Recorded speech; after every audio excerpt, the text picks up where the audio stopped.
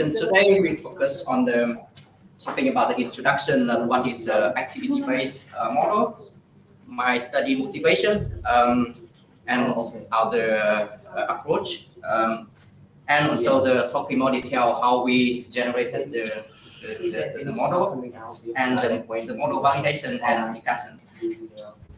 So firstly, what is activity-based models? Actually, activity-based model is to model all the sequence of the activities and achieve tasks one person take in the days from the morning until the midnight. You can see the figure. So an example of for the activity and on the chip of the person. The horizontal lines present for the time from the morning until the midnight, and the horizontal lines present for the distance from the home to the place where the people participate the activities. For example, for one single person, they could take their own activities from the midnight until the 5 a.m. for example, and then going to the work in the morning and going for the lunch and return back to work and taking the leisure activity at cinema and returning to homes. Like this should be several activity he doing in a day. I would say like mandatory activities and the maintenance activities and leisure activities. Our study try to model all the activities and associated chip he doing in the days. It has some challenges. The first is it needs very detailed input data, household level data and individual level data, and also the calibration effort because it's going to several submodels need to be validated and the computational processing. And the ABM has several enhancements compared to the traditional chip-based models, like we call it four-step model. You can see for the lower right figure, it shows the distribution of the road network, the activity of the two people in the road network, and you can see we can model all the activities and the chip he's doing in the days. Compared with the chip-based model in the upper right figures, it has several enhancements. The firstly, can model individual level channel behavior instead of zoning level. You can see in the blue area, like it aggregate, and we can model consequence of activities, and we have several we use several advanced techniques, and as I mentioned, we need to have both individual and household level data instead of using zoning data compared with the traditional one-step model. And the study motivation, I list out here the gap. The first is scientific gap in terms of lacking the daily activity-based model in modeling the multi-modal travel demands using the microscopic traffic approach.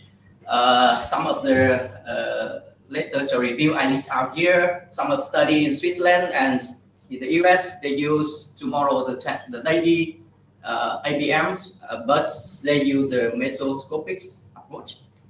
And the other model in the Barcelona, they did some thing for the using the micro simulations, but only focusing on the car traffic, and they use the mobile phones data.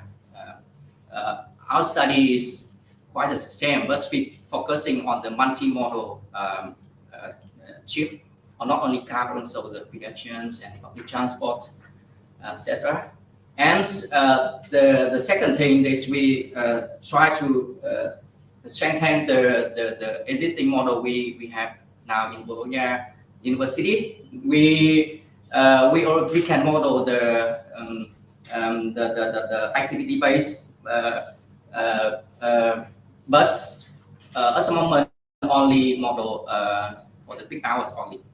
And the model that we use now is very sensitive to in modeling the new traffic intervention and policy, like we apply some of the car-free zones, or we increase the public transport service. Everything we can check the behavior change of every single person. So the study approach, you can see the flow chart here. So the approach that we use for the supply model, with the input data from the OpenStreetMap OSM, and we also use the GTFS from the local operator in Bologna, and the land use and point of interest extracted from the OSM as well. And for the demand generation model, we use peak hours OD metrics conducted in Italy, and also the traffic flow detectors measure the flows of every vehicles in every signalized junction in the city to generate the outgoing demands and generate the outgoing demands, incoming demand, and then generate the plan for every single person, and let the people choose the feasible plan and run the micro simulation. I will talk in detail in the next slide. The simulation area is a city of Bologna. It's very we call that large scale simulations with more than 3,000 square kilometer, and included more than nearly 200 traffic zones. As I mentioned here, the database will be attracted from the OpenStreetMap, where rich attribute in terms of number of link, number of lanes, and the speed limits for every single lanes, and the right offset for the vehicle as well, and the land use facilities, like point of interest, the households, etc. And for the public transport service database, we modeled based on the most up-to-date the GTFS from the TIPER, that is one of the local bus operator in the cities. That is all the information we have, like the routing and the bus stop location, as well the timetable. It's like a bus stop level timetable, and we match all the location of bus stop to the road network, and generating the lines and associated with the timetable for every single lines to build the supplies model. And for the peak hours, and for to generate the demand, we use the peak hours OD metrics for the car. We have car, motorcycle, bus, bicycle projections. Like we have information that people answer, like where is their origin and where's destination and what's transport mode they use, and we use this information and then distributing to the steady simulation area, and we divide it into the internal traffic, internal demand, and external demand. For internal demands, we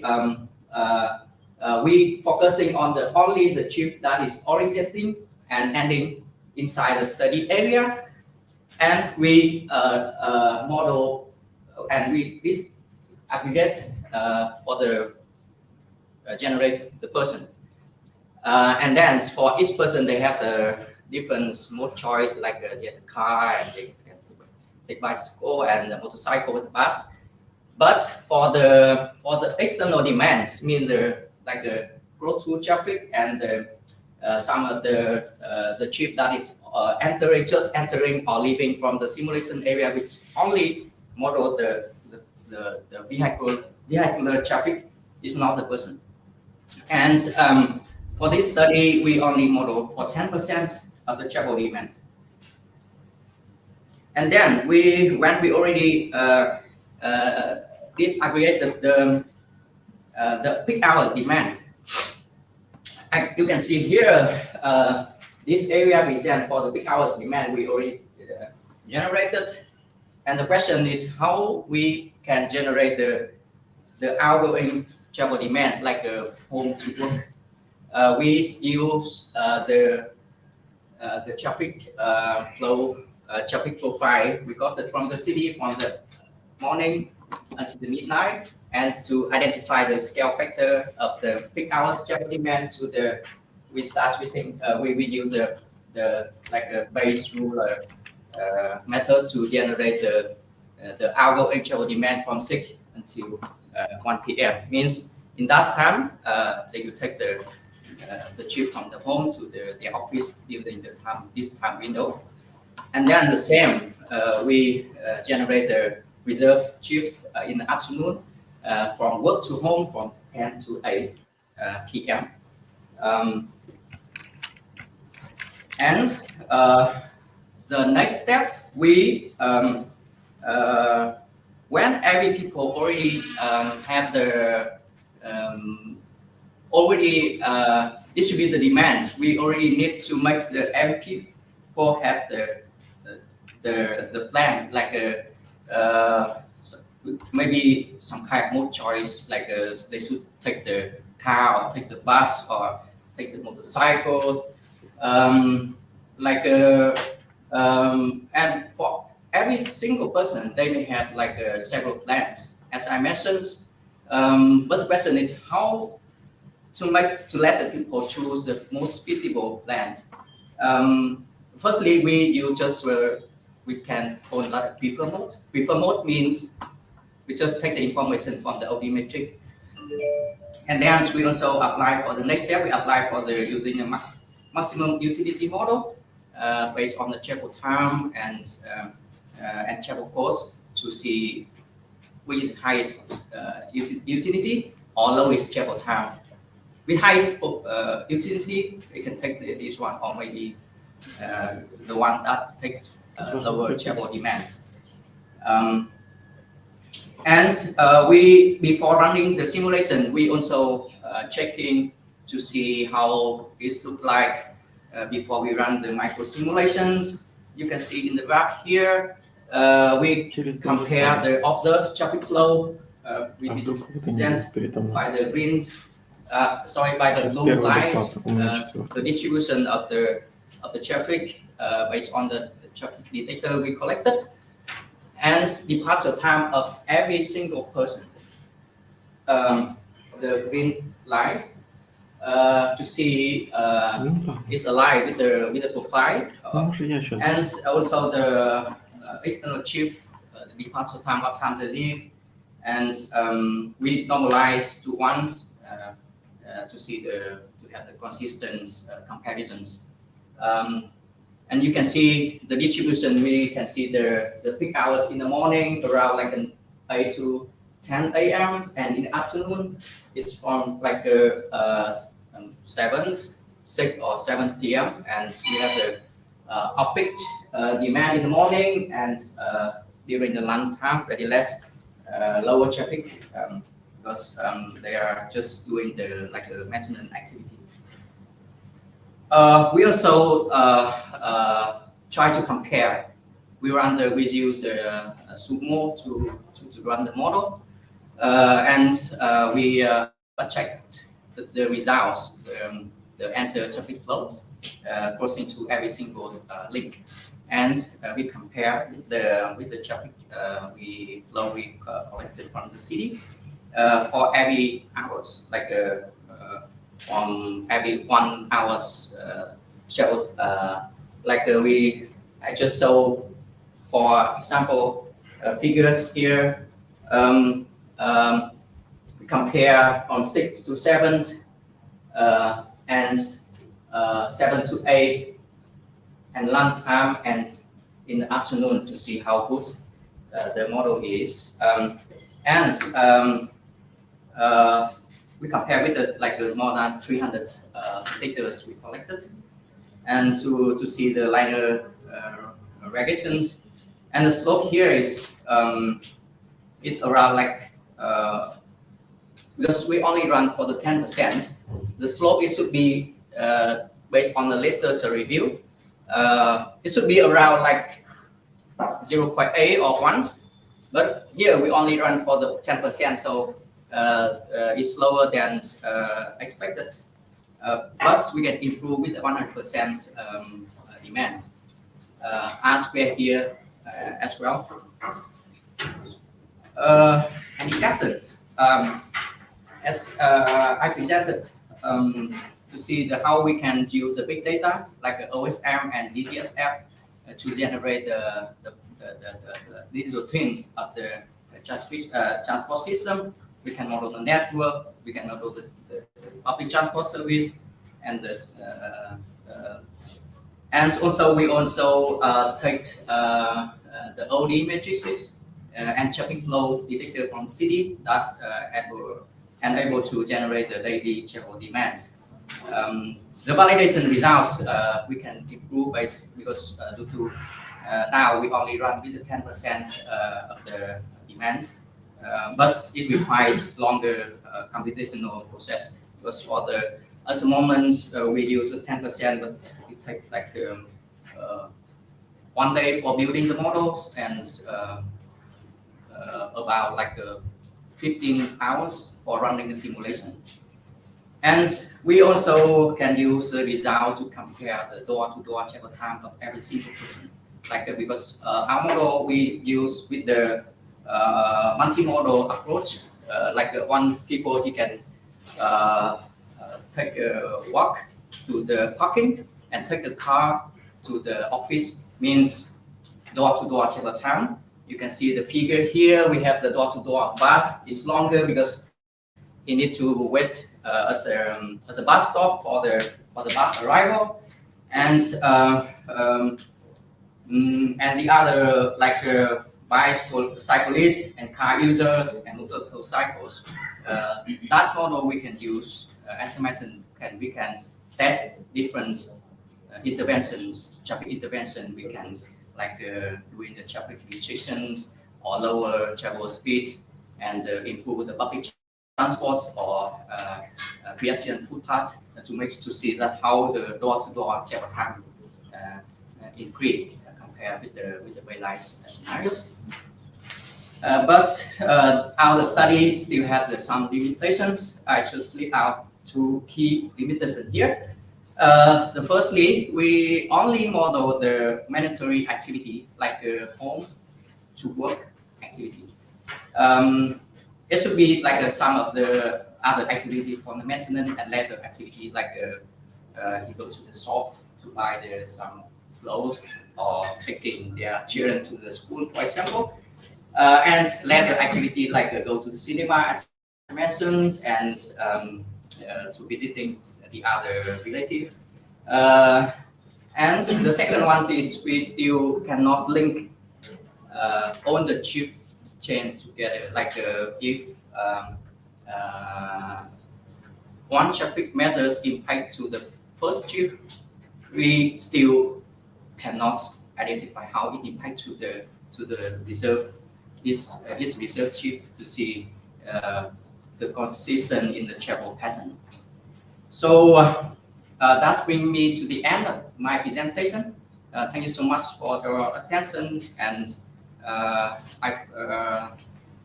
if you have any questions, I try my best to answer. And I have my Professor Schweizer here. Maybe we can have the testing discussion. Thank you so much. Thank you. Thank you very much for your interesting presentation. And I ask first if someone in the room has questions for our speaker. Yes. Yeah, thank you for your presentation. I want to ask you, how was counted the traffic flows with methods or instruments?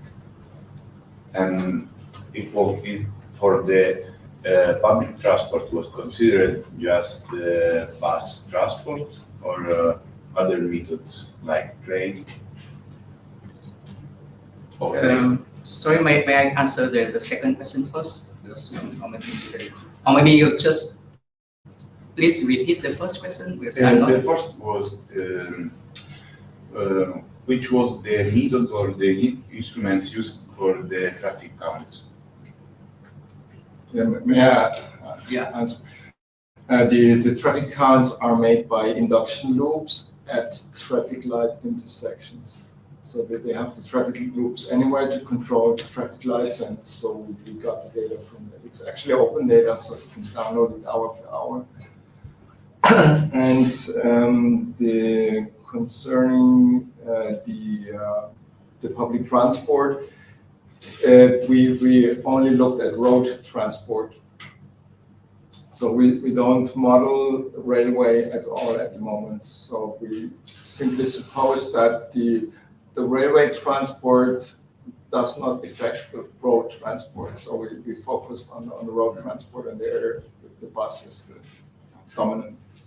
Okay, just another. The other thing is in Bologna model, because the city only has a bus service, and there's no subways. I mean, they have like a intercity trains, but it's not the urban for the urban mobility. Yeah. Just another curiosity about the demand model used. You use a linear regression. Do you think that another demand model or demand correction with models or supply models may improve your work?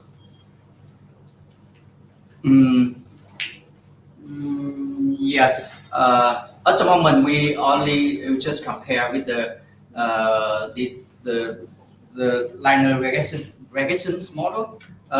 Maybe Professor will explain more, because in the previous paper we use the other method, but I think he has better explanation. Well, in the future we will try to generate the demand actually no longer from the OD matrices, but from real activity-based generation models based on land use, but house by house, right? So on very detailed land use data, so we're gonna generate the plans from scratch and no longer rely on OD matrices, which are outdated anyway, so, and very coarse. So yeah, we kind of move to these kind of data models. Yeah, the other method that we can use, we expecting to use based on the not only the regional sensors, but also the like a household survey, like the micro data, to ask every people all the activities and the chief, the consequence of the Travel diaries. Because what audiometric we use here just simple origin and destination in 6 hours only. Yeah, it's too coarse actually for this kind of model. Okay, thank you so much. Yeah, you're welcome. Yes. Thank you for your presentation. Very interesting. I have two small questions. First of all, I would like also to add that I'm impressed. Always I'm impressed about research that are at microscope, goes really to the details. I think this is very, very difficult. For me, it's impossible task. So, the first question is, do you think that the time, because you have some data, the period of the data plays a role in your model? I mean, is holidays, is during the summer, is during the winter, is during a period you have many football matches, etc. And how this affect your prognosis? This is the first question. And the second question is, which you can say that is the practical impact of your study? I mean, how you can use it? And we focused on, let's say, work days when there is a normal operation of the city. And this is during semester, so when universities open, schools are open, and it's the service is taken in September, so it's not holidays definitely, And so, right, and it's a work day, not for weekend or so. So we focused on normal, day without any exceptions. It is the same during the summer and during the winter. I mean, for example, in Athens, it's another thing, completely other thing. June, Yeah. July, August, Yeah, another thing, absolutely. September, You know, October, also during the summer, Bologna is empty. So it's a completely different thing. So, but we focused on the let's say normal operation day where, you also have the maximum traffic, in terms of, criticality. It's the most strictly things. Focus first on that, and we do other. Also during the holiday or weekends and summer, the traffic is more irregular, right? So there are no more repeating tasks, and so it's more difficult to model that. And the other question was? not the practicability. Oh yeah, it's a digital twin, so you can test you can modify the model, the offer or the demand, and see the results. And it's very sensitive to that. So you can change really the speed limits of each road, you can put bicycle lanes, you can restrict, you can put parking, you can, anything you do will affect the travel times and therefore the traffic flows and the decision to travel. Thank you very much. And we also, I want to explain more about the second question. We also use this model just like a quick hours model to test different scenarios in the change of some kind of new urban design scheme, like a super block in the Barcelona, in the Bologna. We propose some of like the car-free zones, like 1 square meter, and banning the car access to the super blocks, and divert them to the main roads and increase the public transport frequencies, and to see the change of the travel time, and we test different scenarios, we switch different options to see how it affects to the travel time of every single person, and test the most share to see. Yeah. So that is the work we done and published in the 4 or 5 months. Thank you very much. Yeah. Thank you. Thank you both. Okay, thank you for the discussion and the questions. Any other comments or questions to the speaker? Okay, then, thank you so much. Thank you so much.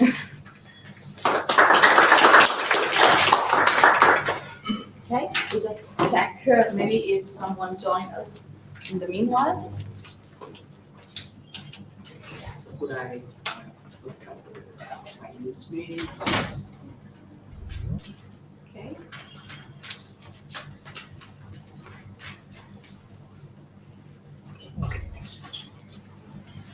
Okay, yeah, someone join us. So Ivan, okay. Can they hear us if we do not use the microphone?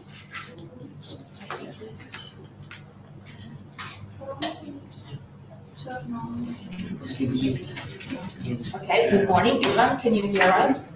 Yes, hello, good morning. Could you hear me? Okay. Hello. We have to switch on again the. If there are some problems, I can. Hello, could you hear me? There are problems. A moment, Ivan, because we cannot hear you. Good morning. Hello, yes, I could.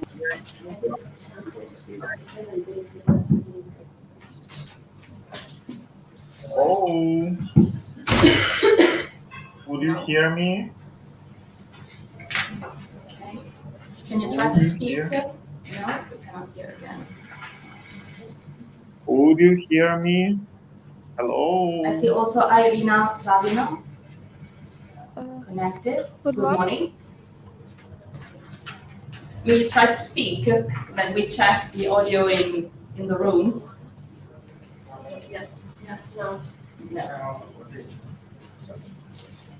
No. We cannot hear the online participants. Thank you.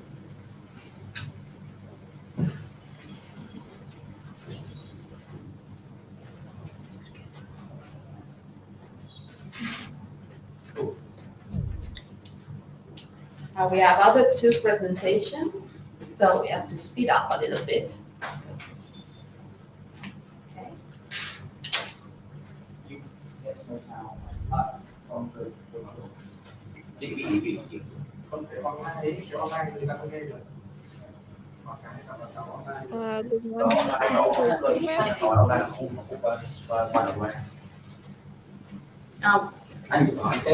Không phải nghe được mà So they hear us, but we cannot hear them.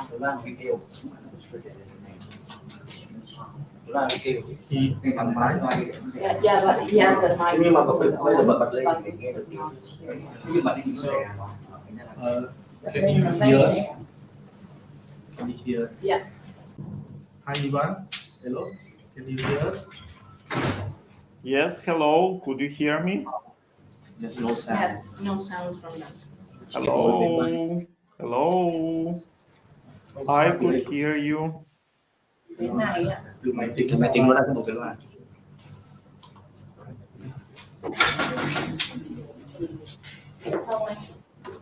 Cái nồi blue, cái nồi Bluetooth.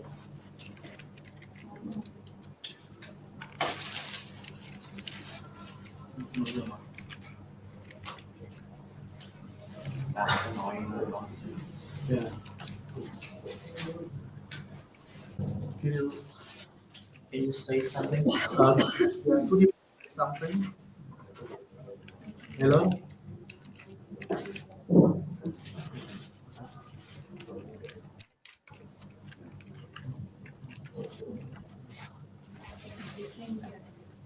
I hear you.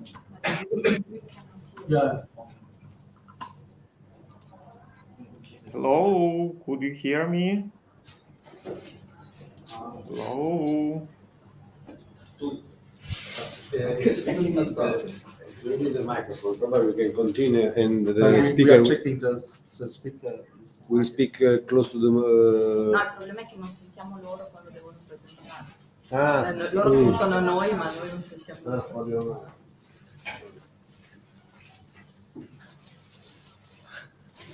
Use the speaker of the computer. There's a speaker from the computer. Which is for full volume. And No, we use the microphone. Chỉ cái nồi loa của máy tính. Itu nó trước cái nồi loa.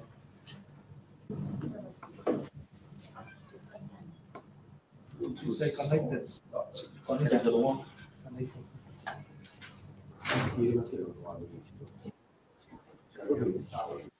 Good morning. Can I start? Isn't it my turn now?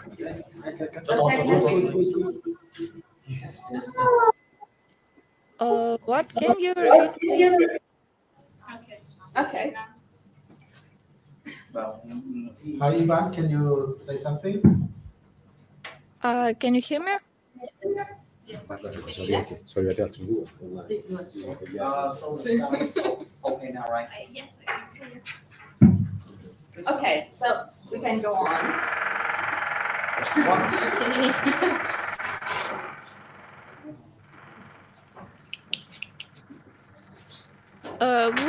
Could you repeat, please? I don't hear.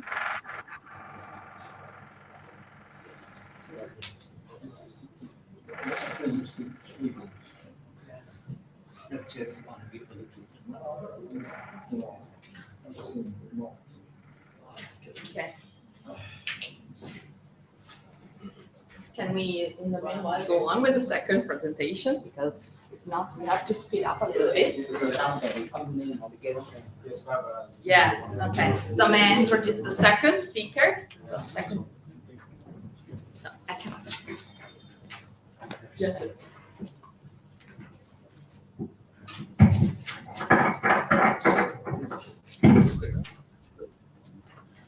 Okay, the second presentation without microphone. So, is the aerial transport in urban areas towards the era of manned EOTL-AV. So, the authors of this contribution are Dimos Patazakis, Vasilios Moussas, Anna Cristina da Verona, and Panagiotis Altsiakis. And the speaker is Dimos Patazis. Thank you very much, Thank you very Mrs. Chairman. Yeah. I use it or not? No. You can You use it can now. use it, yeah. I think you can hear me. Hi. If you want to, you can use I think it's okay. Eh? It's You okay can with hear that. me? Or- Okay. Sorry. Only for the online. Is there? No, yes, but it's not, you see. I don't know. Because behind is the. Or maybe.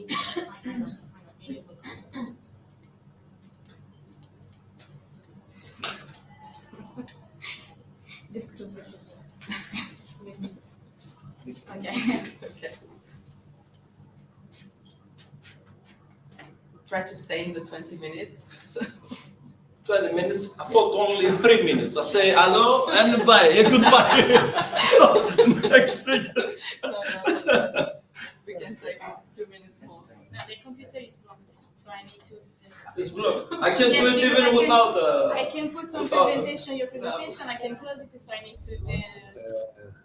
No, enable external content for this Yeah. session, okay. See, one second.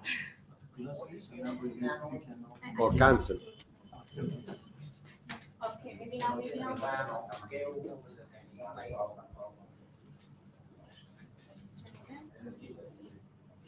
No, probably the pointer is Artur. Se vai col puntatore del mouse, sta nell'altra parte. Ok. Come se fossero due schermi, devi andare col puntatore del mouse nell'altro schermo. Scusa. Nimos, Sorry. Ok. se ti muovi, ok? Muovi. Ecco, perfetto. Eccola, ok. si vede. Click OK and then. Perfetto. Ok. Is the speaker working now? Can you tell someone to say something if the speaker is working? Sorry, there's someone online.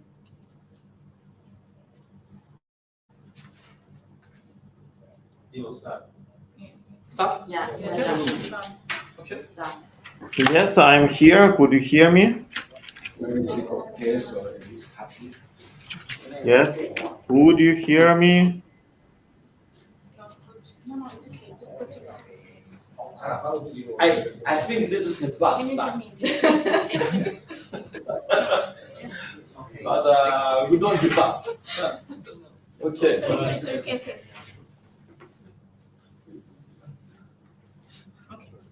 Benamino, you did all this? Yes. We are late. We are late. Okay, you go fast. So my presentation concerns the aerial transport in urban areas. The title is towards the era of manned VTOL AV.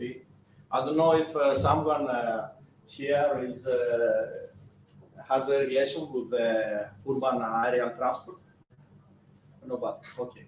So this will be a very interesting presentation. I will give you some just the objective of this presentation is to give you the general frame of the urban aerial transport, which I believe is the future in the urban mobility. So the presentation concerns for 5 parts: introduction, some initial ideas concerning the manned VTOL. VTOL is an acronym, means vertical takeoff and landing. And also our project, Sub-Manned VTOL AV project. Some ideas about urban air mobility with MVTOL, manned vertical takeoff and landing, aerial vehicles, some conclusions of our development, which concerns our plans for the next 3 years to create a framework concerning the area mobility in cities and in smart cities. So the idea is, what if you have cars that flying cars. This you call it man and VTOL. The first question is this is an utopia. This is real. Flying cars exist. Flying cars exist. Do not pollute, and could be a solution for the future. So, the objective of this presentation, the general frame of the aerial urban mobility. What if you can fly? Instead of take cars or trains or something, fly. You go to our buildings, you take our drone, because essentially there are drones. You go to the drones, you put the coordinates, and you go wherever you wish. No problem, no traffic jam, because the Z dimension is really without limit. At this moment. Theoretically. But it is? At this moment, we don't know in the future. At this moment, also at this moment, is without limit. Except if you wish to go intergalactic travels. Anyway, which are the main partners on this, the main actors? First of all, for us who are Europeans, is the European Commission. The European Commission claims it is possible to switch off this one, if it's possible. That drones used for the transport of people and goods will be particularly oriented to the achievement of publicly accessible service. So the European Commission is a player on this. Nevertheless, I would like, yes, it's okay. It's okay, nice. It's a better atmosphere. Okay, it's like a movie. I don't know if someone is really loves cinema and see movies. The idea of VTOL starts from comics. I don't know if you know Spiro and Fantasio. Spiro and Fantasio gives in 70s or 60s, late 60s, the first image of a drone, which fly in a city. Also, the movie of Metropolis, you maybe know, in Metropolis movie, the ancient 1912, also you have a first drone which fly in a urban city. And of course, maybe someone of you see the movies, you know the movies Oblivion, Elysium, Avatar, Edge of Tomorrow. In all those movies, you have man and VTOL. In all those movies.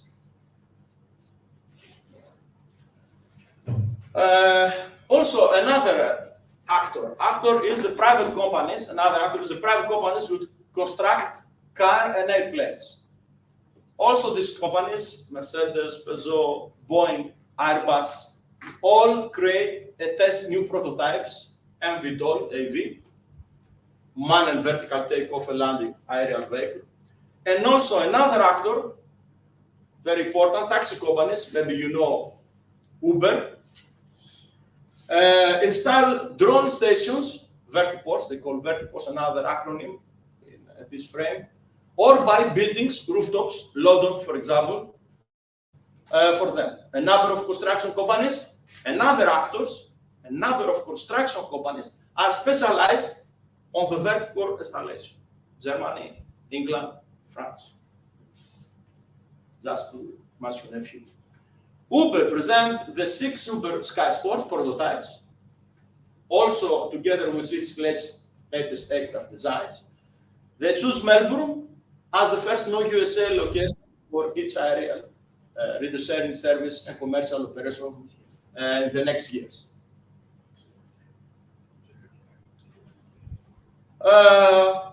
European Commission, again, European Commission has already prepared the smart and sustainable mobility strategy adopted in December 2020 and underline its support for the deployment of drones. So this is a strategic issue in our network. Then VTOL AV for passenger and cargo transportation may be soon a central fundamental urban transport mode. This is, I believe, And the near future, the rapid development of megapolis, megacities, will make the MVTOL the key factor of the urban air mobility, as will be the only sustainable alternative solution in the traffic congestion problem and the urban transport problem in general. Because you go there, the megapolis are already there. You see what happened with traffic jam in Hanoi. I lived it yesterday with some of you.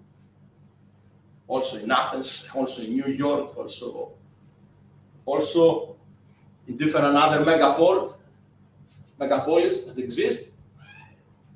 In March 22, just 2 years ago, presents the European Commission the prototype technical design specification for vertiports. Now this means that now exists specific regulation how we create a vertiport. Vertiports, as I said, was place for takeoff and landing of UAV, a manned UAV. The prototype technical design specification for vertiports offers guidance to urban planners and local decision makers to do this. This is the vertiports prototype technical specification, exists, is free, you can download it. And this is vertiports, this is photo from skyports of the company Vertiport depot that already are under construction. EASA, also another factor, another actor, very important in this game, this frame, and in this game of urban area mobility, says that one of the innovations is the tunnel-shaped area above the vertiport designated as an obstacle-free volume. This means you have a vertiport here, and you have the drone, so this is the tunnel in vertical dimension that must have no obstacle in order to have the vertical takeoff and landing of the drone. Of course, depending on the urban environment, this is the EASA instructions. You must have also, you may have omnidirectional trajectory to vertiports. This means you have the vertiport here, so the manned drone will go to any direction or at least to some directions.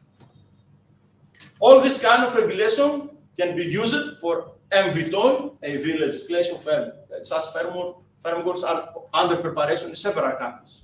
USA, Canada, they are working already, and they have also the version B on this. Unlike conventional helicopters, MVTOL AV are electrically powered and use multiple rotors to lift off the ground and maintain flight. This means that a manned VTOL, the risk is almost zero, less than zero, because generally have 4 or 8 motors that works independently. If one rotor stops, can fly with the 3 other rotors. If 2 rotors stop, can fly with 2 other rotors. If you have general failure, you have parachutes of emergency that can open and have an additional motor that can fly and conduct the drone somewhere to land with safety. Which are the specific parameters that we have investigated in order to create this framework of urban aerial mobility? Concern the secure takeoff and landing in urban environment where the manned VTOL will be landed. Avoid collision danger. This danger does exist because you have sensors. When we fly a drone, maybe some of you have already fly a drone. The same sensor you have in manned drones, which means that collision is not possible because the sensor, if the drone arrives in an obstacle, stop, the sensor makes stop it immediately. So you don't have even, it's not possible even the collision between 2 drones or the collision between a building and a drone. Cabin environment, it should alleviate vertigo and claustrophobia.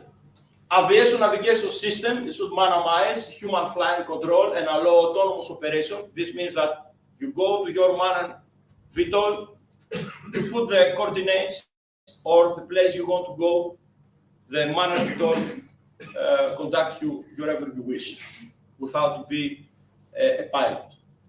Last but not least, MVTOL AV designers must create a cost effective and commercially viable product concerning its cost. This could be done because we did it. Some ideas to see a little bit where we are now. I'll show you some prototypes. German company, Volocopter, and it's one of the last MAN and VTOL. Airbus, one of the 4 or 6 prototypes of Airbus, MAN and VTOL. Of course, a young Chinese startup, Yan.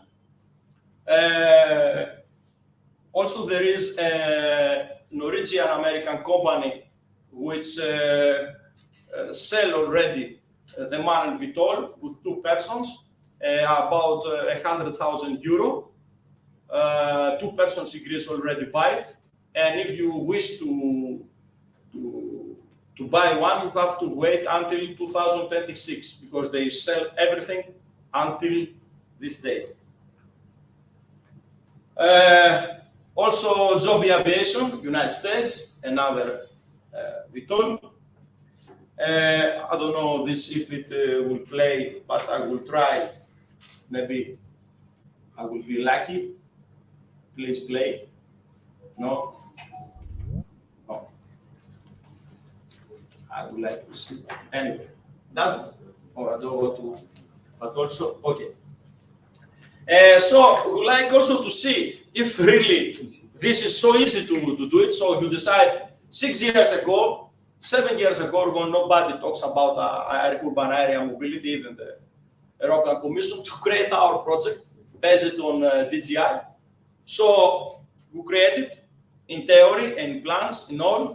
You found also 8 motors from Germany, about 80,000 euro each. So just to prove that it's possible to do it.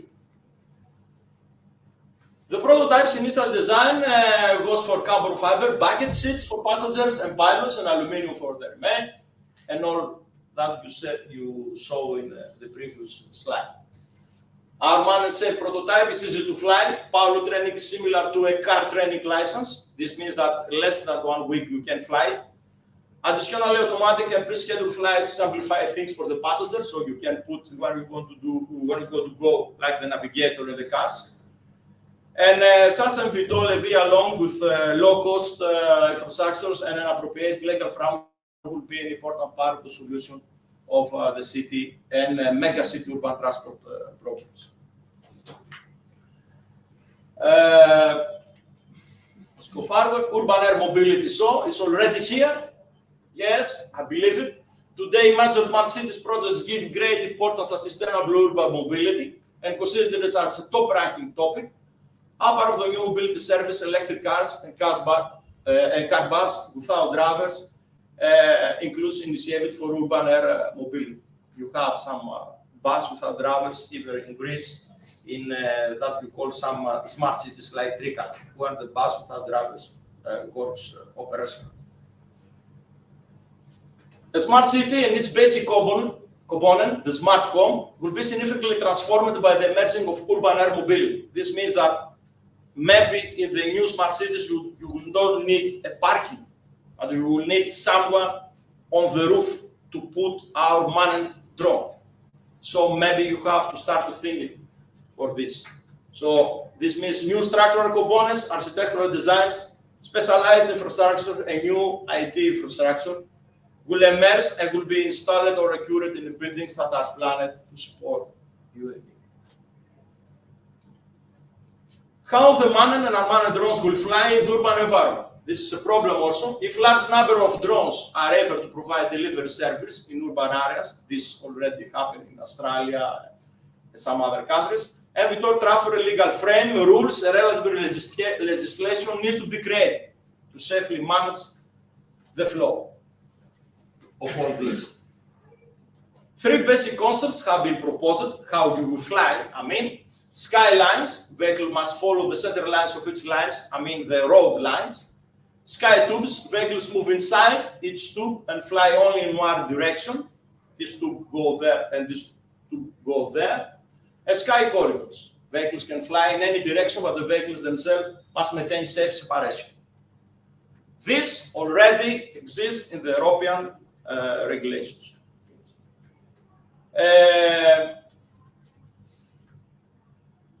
Conclusions.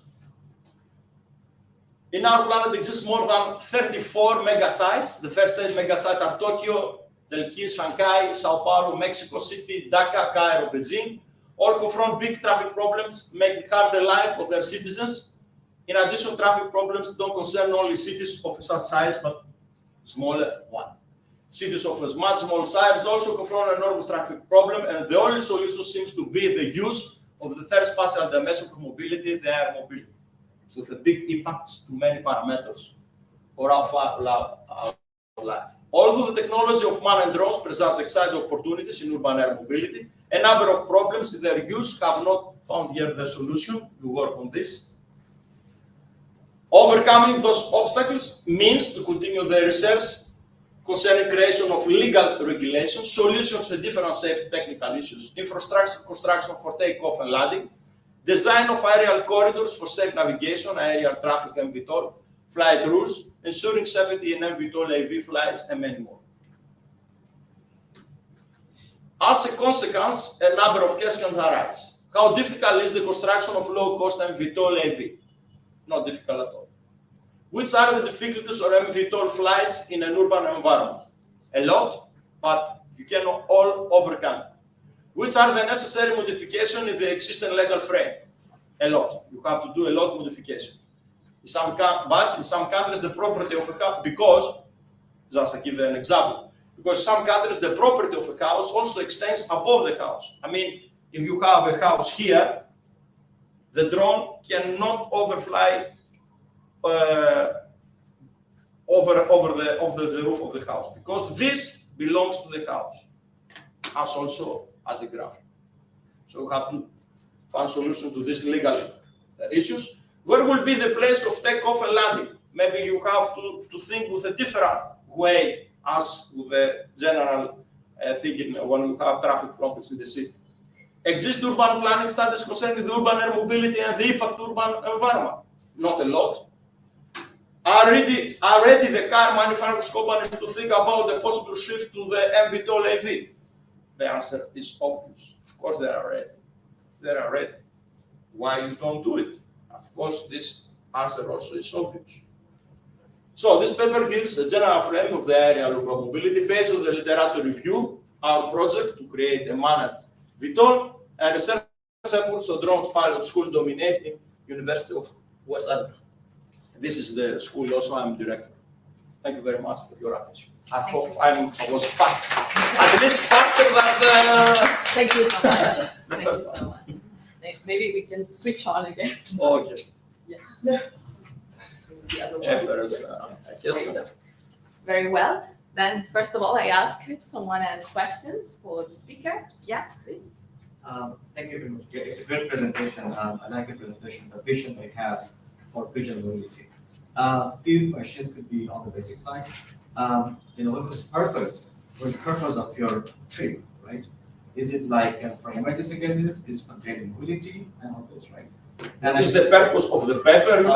That is the man VTOL.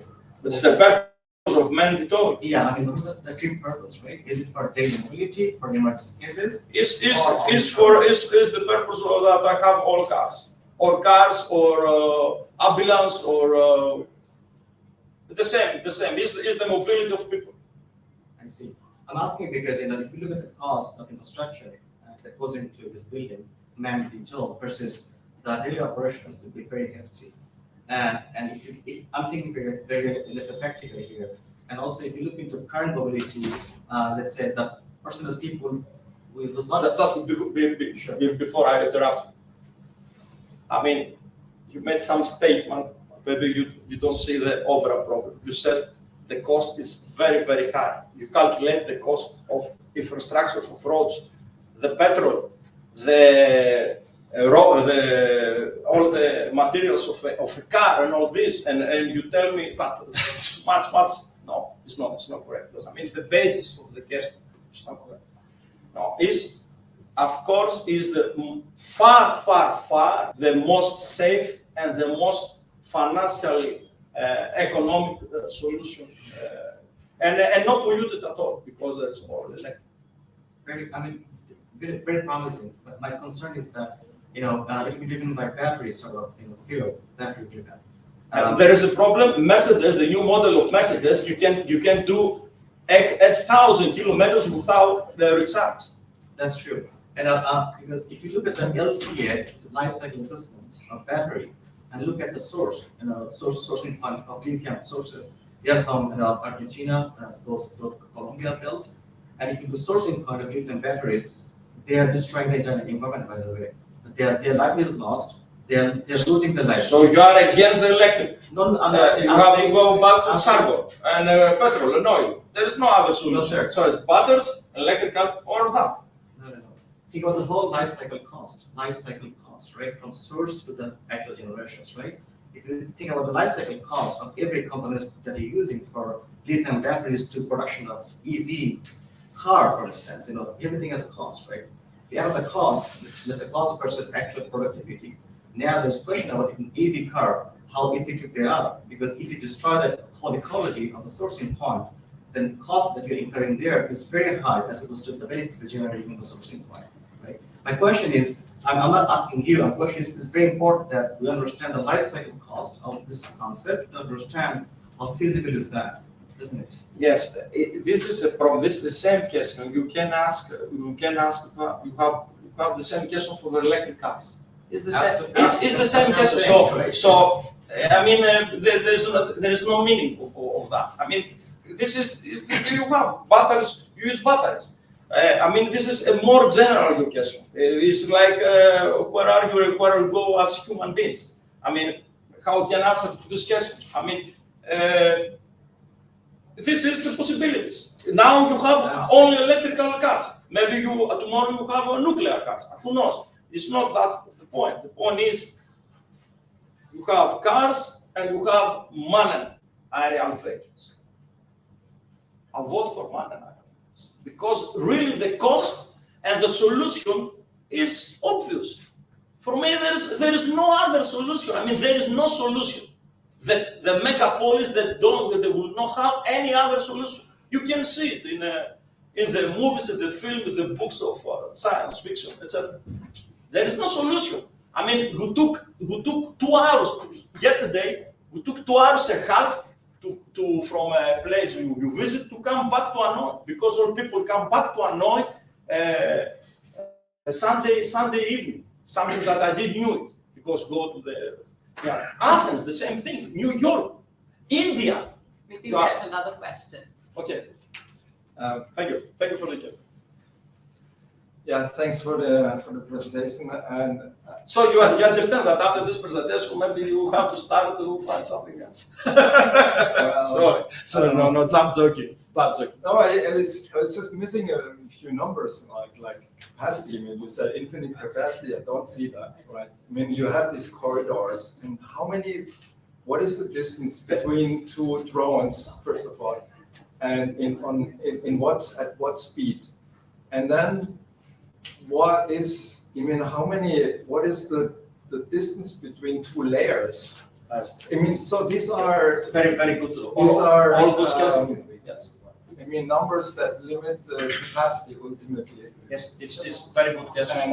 So if you want to replace a metro with I don't know how many thousand people per hour, then you need to come up with some. Yes, very good remarks. All this is the second field. Can I ask? Oh yes, sure. Yes, but can you try to take the answer short because we have 50 really seconds. short Yeah, time to finish the session. This is like a framework. Maybe you can continue in the coffee. United States, for example, say about this, they decided to go to another philosophy. So all the drones must fly 500 meters higher of every build, and then you can start to fly as they wish. Another philosophy, but this is only technical problems at the legal framework, how you will fly. And this is our research, how we will fly without have this kind of problems.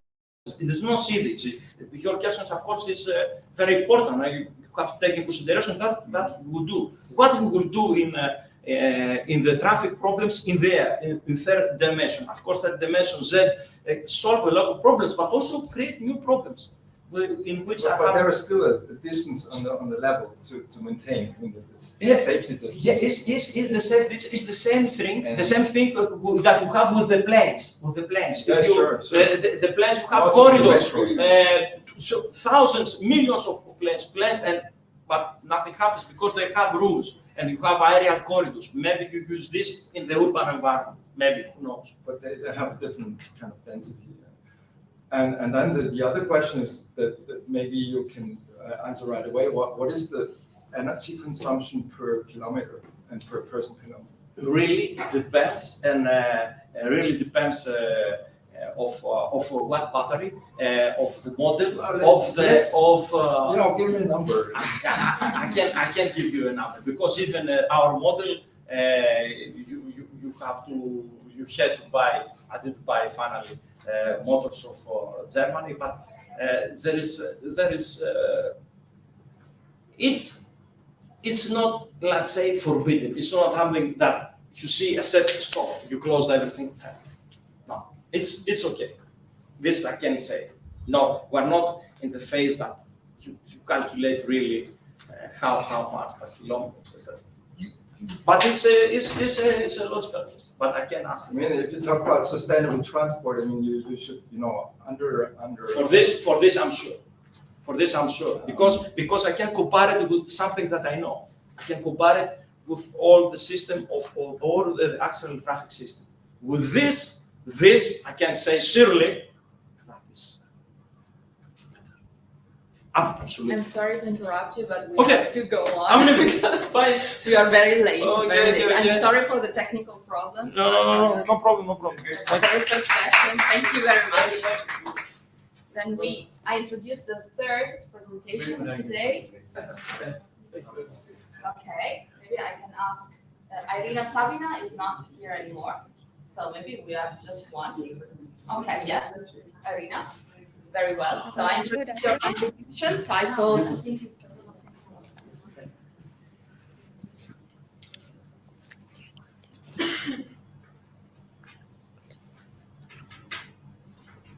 Good afternoon, dear colleagues. My name is Irina Savina, and I represent at my university, St. Petersburg, Russia. I am presenting a report on the topic, the implementation of mutually exclusive pedestrian accessibility zones of the metro on the example of We Megapol. cannot hear again. Can you hear?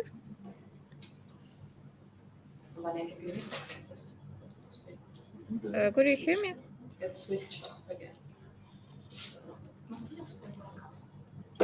I'm sorry, can you hear me?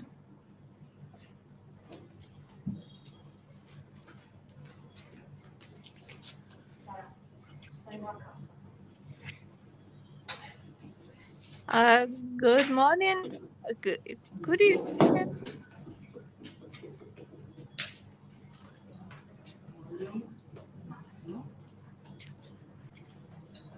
Okay, Irina, try again to speak. I don't know.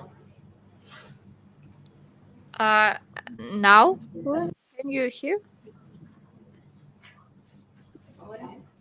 Try again. Okay. Cool. Okay. Can you hear? We can hear you through the laptop. Cannot have good audio in the room. Did I start again or continue? No, it works, but It works, the but audio it's of the audio of the You computer cannot use the. and the microphone is. We have no other choice. So.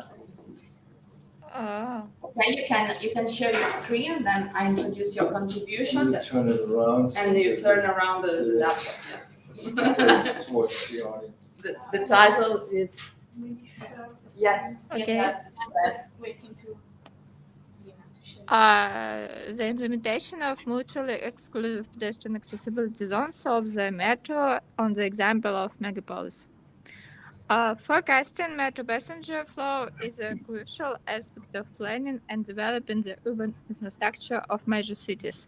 It facilitates the optimization of metro operations, including train movement planning, resource allocation, and preventing station overcrowding. Traditional time series forecasting methods are limited as they do not account for the interaction between spatial and temporal dynamics, especially under anomalous conditions such as opening of new station or construction of new residential complex. Long-term forecasting requires techniques that incorporate spatial variations. The largest impact on passenger traffic is exerted by the population near metro station and the type of land use next to the station. Transit attraction zones identify areas where potential passengers can live or work and help predict demand of specific stations. As these zones are classified by access methods: pedestrian, bicycles, bus, and auto. Pedestrian accessibility is the most common in the urban metros, so the size of pedestrian zones is crucial for accurate forecasting. The development of transport systems is in megacities increases the number of metro stations and their pedestrian accessibility. People tend to use the nearest station, which leads to the closure of crowded areas. Therefore, it is important to accurately identify areas of popular concentration.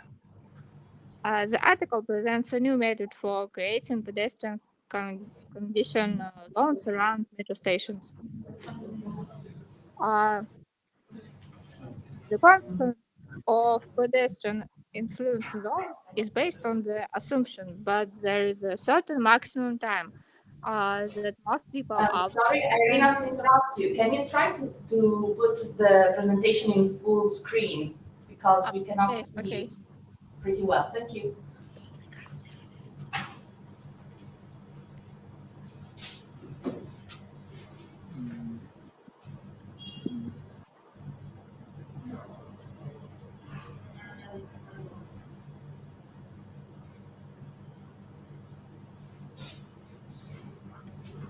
Perfect. Thank you.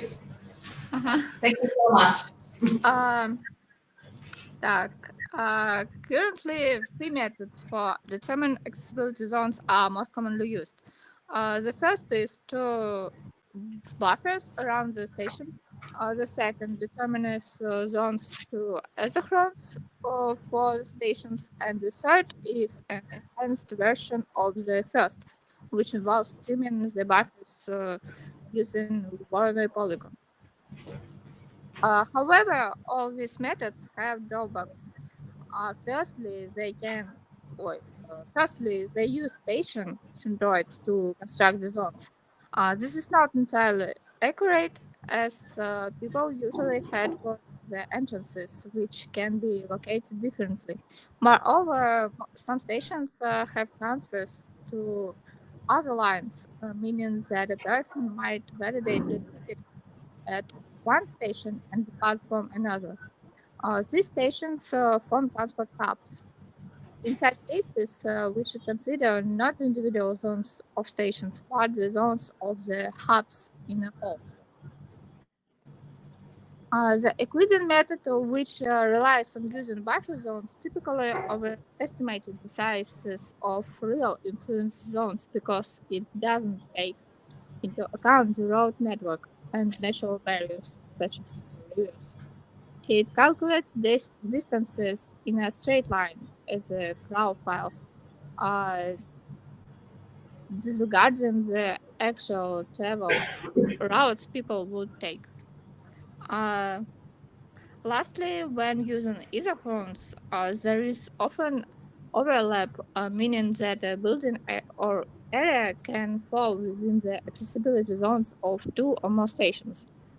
This implies that selected parameters such as population density and land use type may be accounted for in both the first and second station catchment areas. As a result, we can't accurately determine how many people will use each station, which also impacts multicollinearity among variables when attempting to forecast passenger flow. The generation method consists of four main parts: the construction of isochrons, the construction of Voronoi polygons, the clipping of isochrons from Voronoi polygons, and the addition of small section of the original isochrons that were cut off by Voronoi polygons. Two important features: isochrons, like Voronoi polygons, are built for each entrance, then combined for each station. If the stations form a transfer hub, the zones are also combined. During the teaming process, based on Voronoi diagrams, mismatches between isochrons and polygon volumes were observed, especially outside central areas with lower station densities. Isochrons sometimes ended up inside polygons of other stations. To address this, the multi-polygon layer was split into individual polygons, revealing two types of zones: those touching entrance point and those not. The latter, accounting for 5% of the population, introduced significant inaccuracies.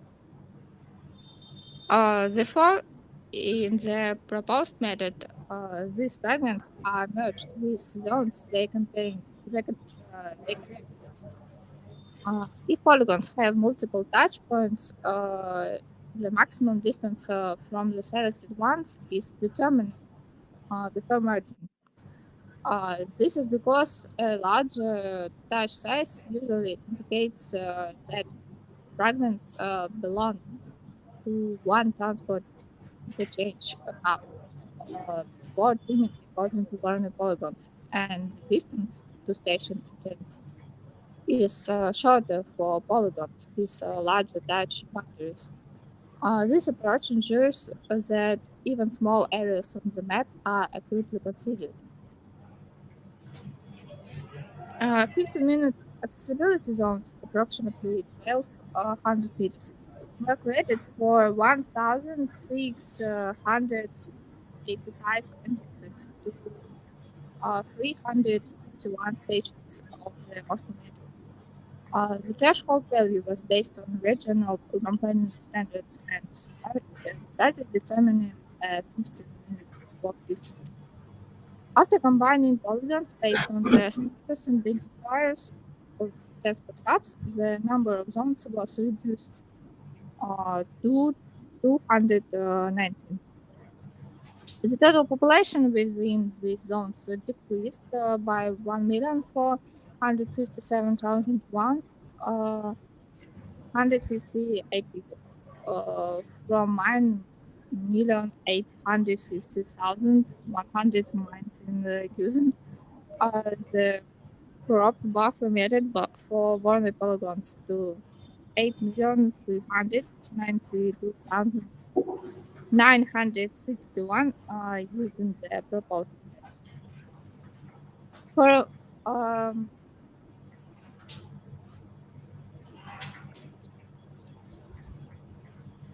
for a more accurate assessment of the mythology, a passenger traffic forecast was carried out for Kalininska Line metro stations within the Moscow road, during which 7 such stations were identified. The service areas of 6 stations were combined with other metro stations, MCC and MCD, to form single polygons of transport hubs. The usual least squares multiple regression model was used. The dependent variable of which was passenger traffic at metro stations and transport hubs into 2023. This model was chosen due to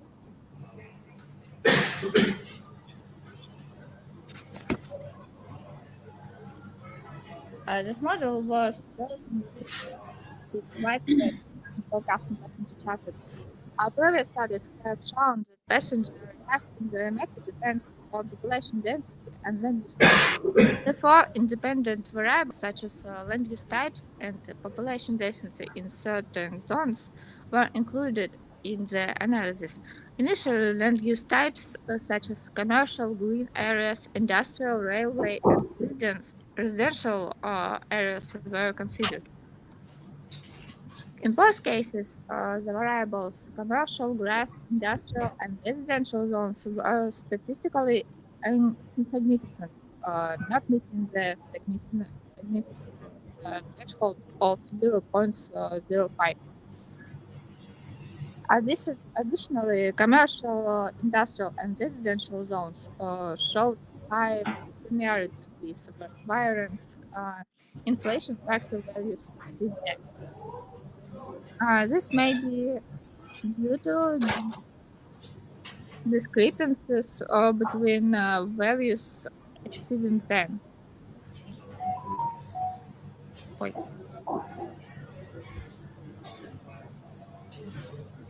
This may be due to discrepancies between the designated land use types and actual conditions such as renovation homes in previously slide as residential or industrial land or public spaces, but did not as industrial. The model using the proposed method shows a higher value of 0.92 mine compared to 0.838 this is the conventional method, indicating that expansion of vegetation under flow rate. The mean absolute error and mean absolute percentage error are also lower, suggesting more accurate use. The conventional methods population density indicator has a p-value of 0.108, making it statistically insignificant at a significant level of 0.02. Thus, the proposed method for generating metro station influence zones outperforms the conventional buffer method.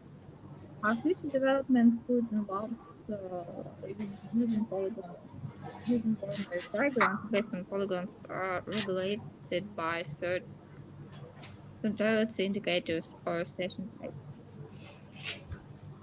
That's it. Thank you for your attention. Okay, thank you so much, Irina. Unfortunately, we don't have time for discussion because we had technical problems at the beginning. But anyway, thank you so much for your contribution. Okay. And we see your email. So if there are any questions or other comments, they can, of course, write you. So thank you so much. So we go to the final, next, and very final, I think, contribution. That is Ivan Ostromov. Okay, so you can share your screen. Okay, hello everyone.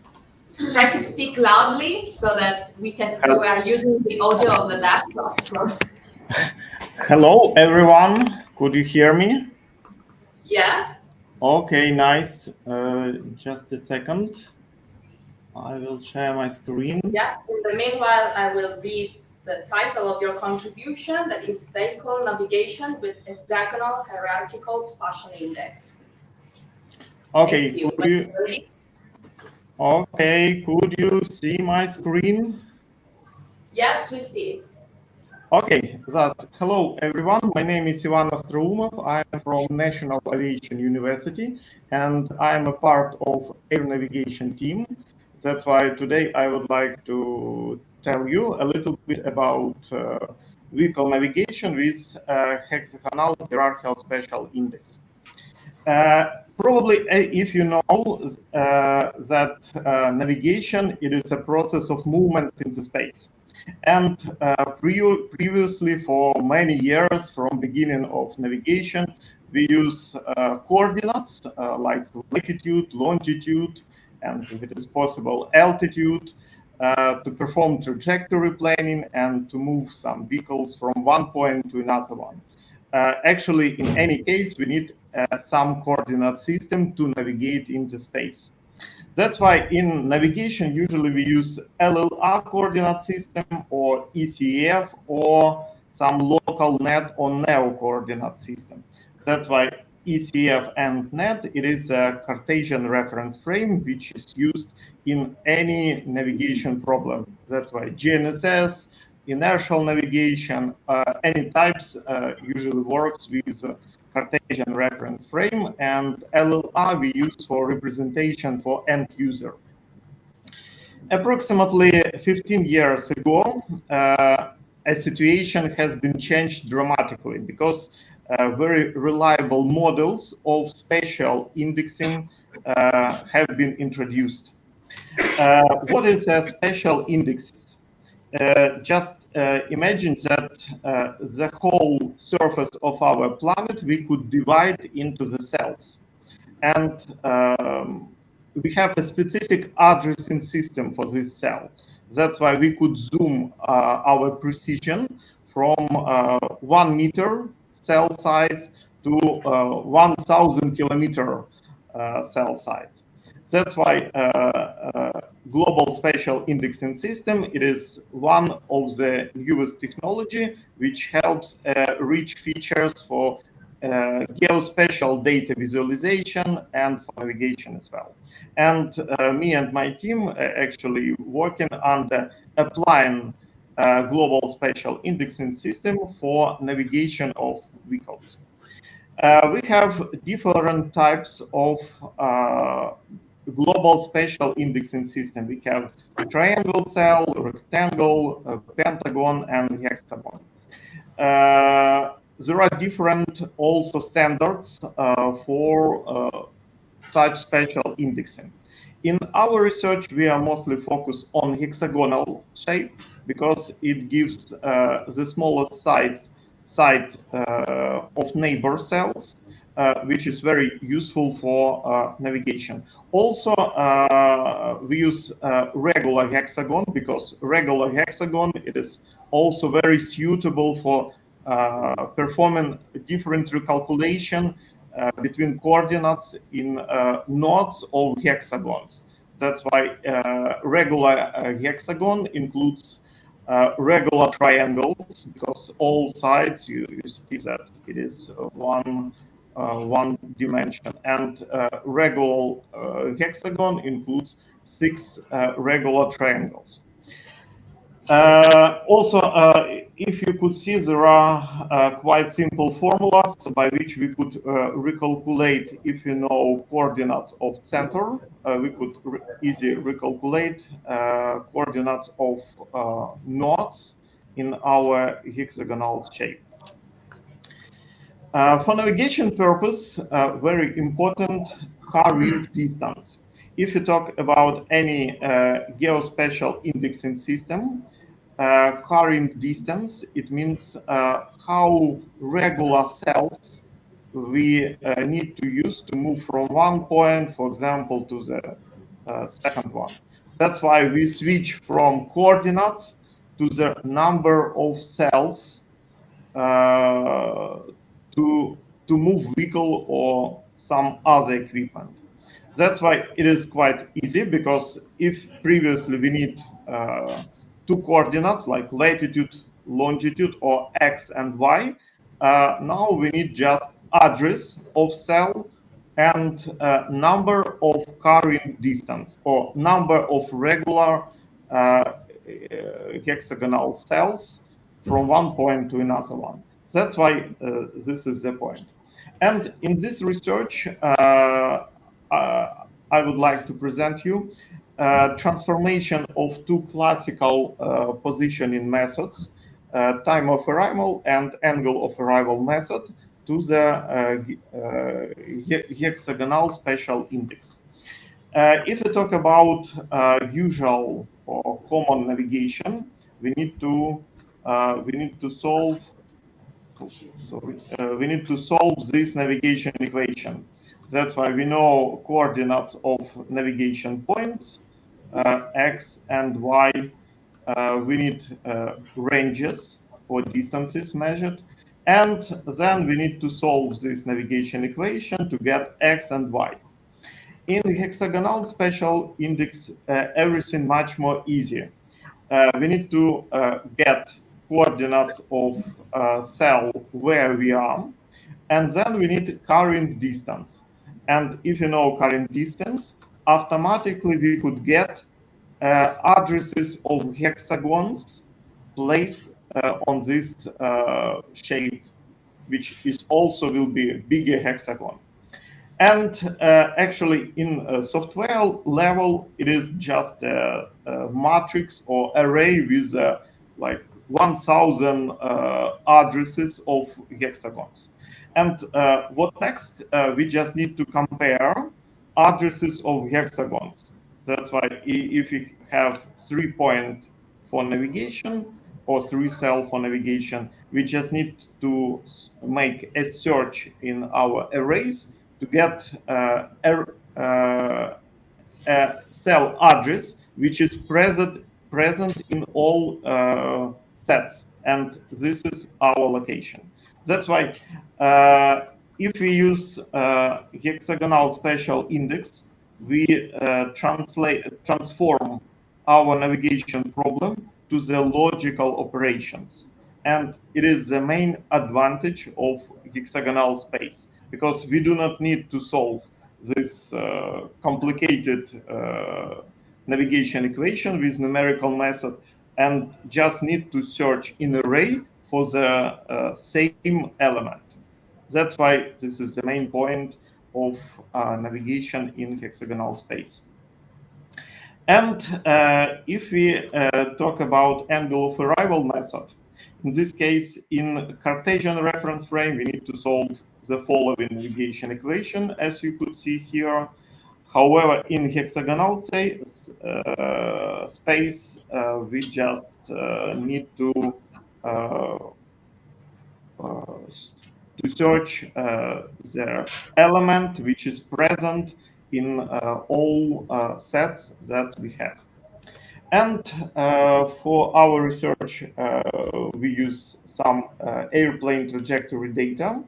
For example, it was DLH 1010, and we use trajectory data by ADSB. And here you could see representation of airplane trajectory in hexagonal space.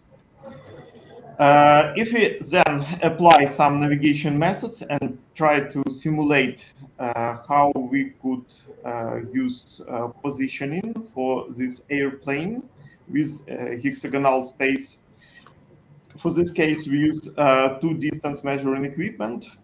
We simulated, it is not a real data yet. That's why DME FFM. FFM is a specific title of ground station, and DIK, it is also another ground station which we use to measure the distance. Then this distance we transform to their current space, and then each current space give us this hexagon. And during the positioning process, you will see that it gives us the following solution. It means that we are located somewhere on this side. If geometry will be a little bit better, then two hexagons could give you a unique solution. In this case, we will be located here. And if we zoom in our precision up to, for example, 1 meter, because when we simulate, we could imagine any scenarios. In this case, you also could see the green one. It is measurements of airplane trajectory zoomed into the shape of VGS 84 ellipsoidal shape. And here is two carrying hexagonal sides. And you could see that this hexagon is present in two sets. That's why if you make a search for the same hexagon address in the set, we could get a solution. And here is some results. Here we have a level of resolution for hexagonal side, and 16 level resolution is the highest one, which includes 1 meter side hexagon. and here's a distance, carrying distance to their particular ground station, and this one, and this is a result of positioning. It is an address of hexagon. And actually, that's all conclusion you could see here. And actually, that's all. Thank you for attention. If there are any questions, I will be glad to answer.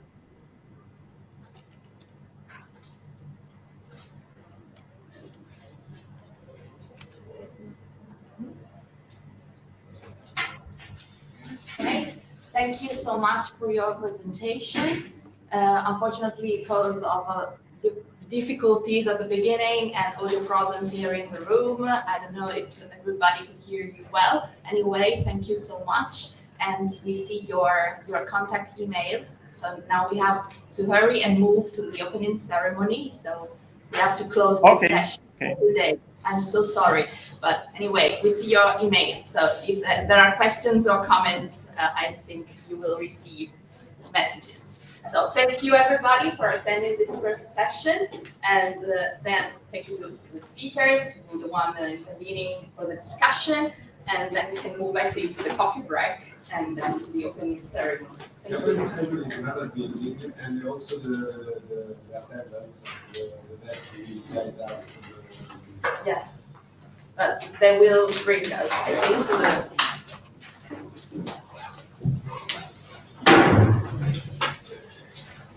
The coffee break is here. And yes. Yes. But the opening ceremony, another meeting. Okay.